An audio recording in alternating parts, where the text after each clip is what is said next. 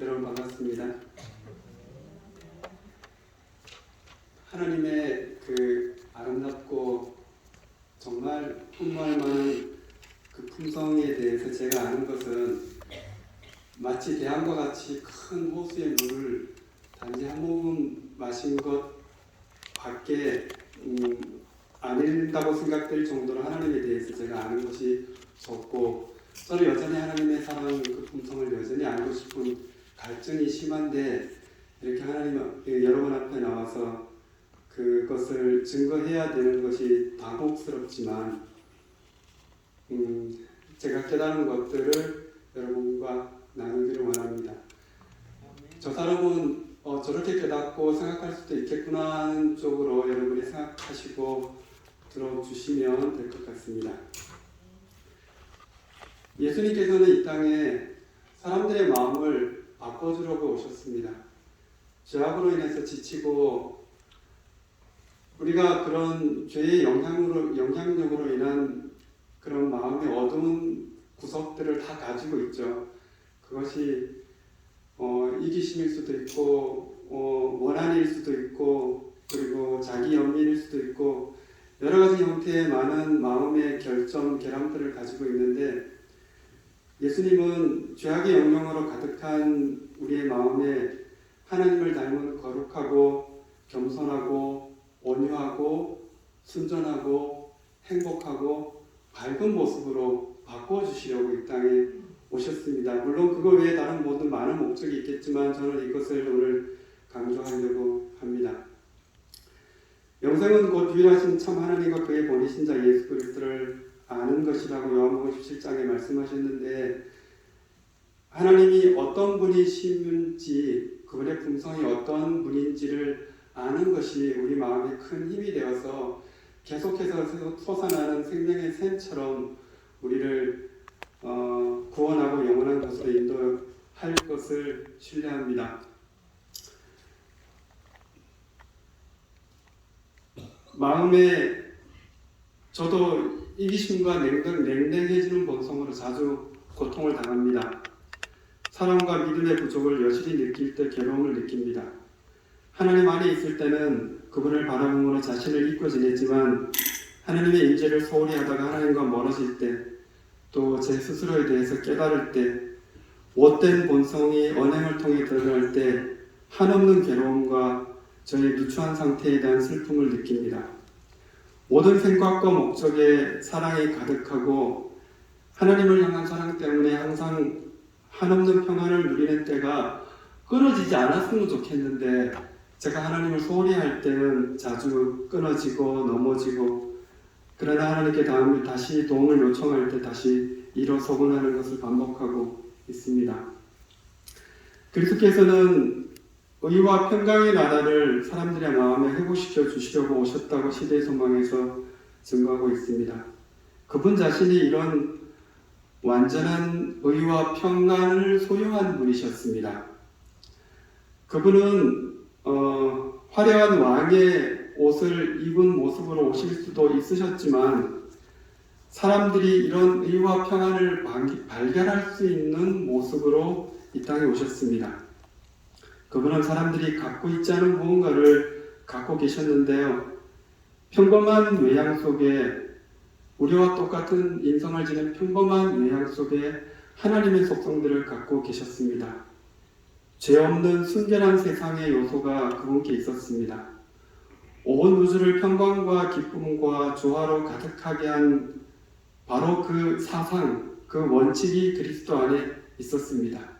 그리스도가 계신 곳, 그리스도의 원칙이 있는 우주는 그리스도가 존재함으로 인해서, 하나님이 존재함으로 인해서 평안을 유지하고 있었는데, 그 평안의 근원이신 그리스도께서 이 땅에 오셨습니다. 인간이셨던 예수 그리스도, 저는 이런 사람을 본 적이 없습니다.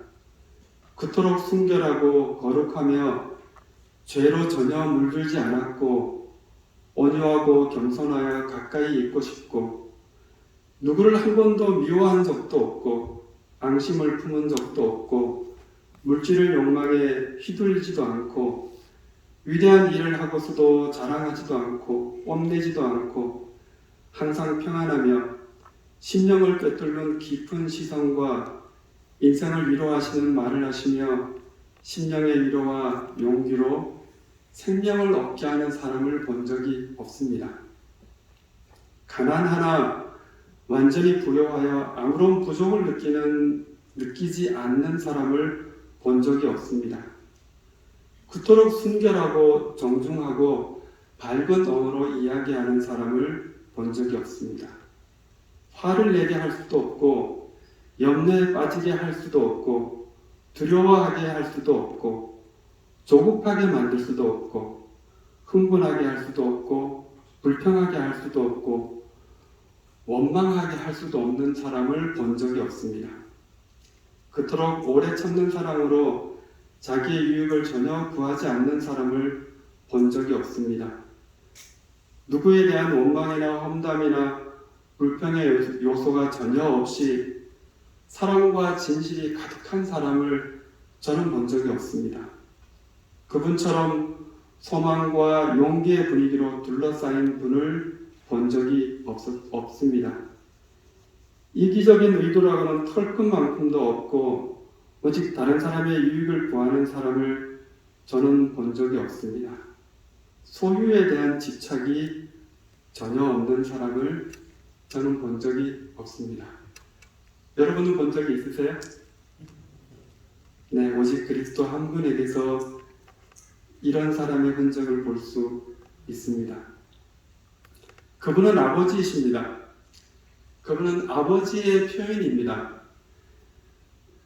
예수님께서 빌립에게 내가 이렇게 오래 너희와 함께 있으되 네가 나를 알지 못하느냐? 나를 본 자는 아버지를 보았거늘 어찌하여 아버지를 보이라 하느냐라고 요한복음 14장 9절에서 말씀하셨습니다. 그분의 지상생애 전체는 그분 안에 계신 아버지 하나님에 대한 표현이었습니다. 그래서 그리스도를 보면서 우리는 하나님이 어떤 분인지를 알 수 있습니다.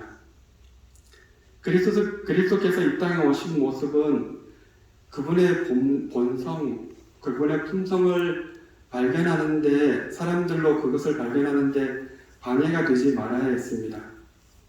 우주의 왕이 창조주께서 구유에서 태어나 33년간 고난과 가난의 생애를 통하여 하나님의 품성이 가장 잘 드러낼 수 있어야 했습니다.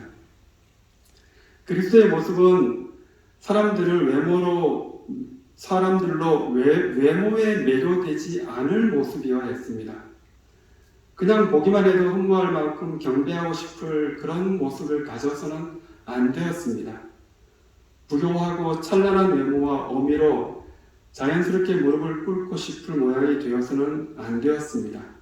왜냐하면 그 외모만 바라보면서 자신이 믿는다고 경배한다고 착각에 빠질 것이 아니라 그 그리스도를 바라보면서 그 마음의 순결을 드러낼 수 있는 사람들로 마음의 참 순결하고 진리의 모습을 발견할 수 있게 되어야 했기 때문입니다. 오직 사람들로 하늘의 의와 평강의 정신을 인식할 수 있게 하는 모습이어야 했습니다. 가난하고 비천해 보이는 외양 속에서 마음을 이끄는 겸손과 온유가 드러나야 했습니다. 심령의 문을 열고 마음의 순결을 사모하도록 사람들을 이끌 수 있어야 했습니다. 그분을 보는 자들의 의지는 각성되고 거룩한 소망이 일깨워지고 분연히 일어나 죄악의 습관의 사슬을 끊어버리고 거룩한 생애를 향한 발걸음을 내딛게 되어야만 했습니다. 의지가 거룩하게 되어 거룩한 생애를 계속해서 추구하며 성장하게 되어야 했습니다. 창조 때 주신 우리 각자에 주신 그 거룩한 의지가 다시 회복되어야만 했습니다. 사단의 세력에서 자유롭게 되기를 시작해야만 했습니다. 그래서 결국엔 하나님의 품성을 완전히 반사하는 참으로 자유로운 존재가 되어야 했습니다. 우리로 그런 사람이 되도록 하시는 것이 하나님의 목적이고 그래서 이 땅에 인간의 나사렛의 한 어린 아이와 청년의 모습으로 오신 목적입니다. 이적조차도 때로는 사람들로 겸손하고 온유한 이분이 의도한 영향을 방해할 수 있었습니다. 오히려 이적 너머로 조용하고 가난한 이 나사렛 청년에게서 하나님의 품성을 발견하는 것이 사람의 생명이었습니다. 마음의 갈증을 만족시켜주는 요소가 이분에게서 흘러나옴이 발견되어야만 했습니다. 하나님을 아는 것이 생명 곧 영원한 생명이기 때문입니다.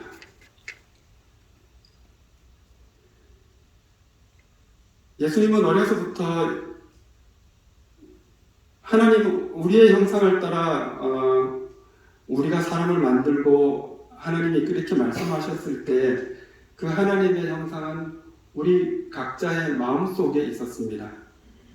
그리스도께서는 어려서부터 이 형상을 손상시키지 않으셨습니다. 하나님의 신성은 그리스도의 품성에서도 드러났습니다. 그분의 율법은 그분의 품성의 표현이고 그것은 겸손히 낮아져서 섬기며 자기를 돌보지 않는 사랑의 정신입니다. 가장 큰 자는 가장 낮아져서 섬기는 사람입니다. 자기를 돌아보지 않는 사랑이 큰 사람일수록 가장 큰 자입니다. 이게 무슨 말씀이냐면 마태복음 18장 3절 4절에서 예수님이 이렇게 말씀하셨습니다. 가라사대 진실로 너희에게 이르노니 너희가 돌이켜 어린아이들과 같이 되지 아니하면 결단코 천국에 들어가지 못하리라.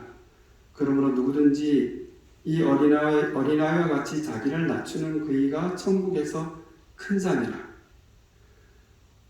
어린아이와 같이 자기를 낮추는 겸손한 자가 천국에서 큰 자라고 말씀하고 있습니다. 그러니까 천국에서 가장 큰 자는 어린아이처럼 자기를 가장 낮출 수 있는 사람이라는 뜻입니다. 바꿔서 말하자면 천국에서 가장 큰 자는 하나님이시죠.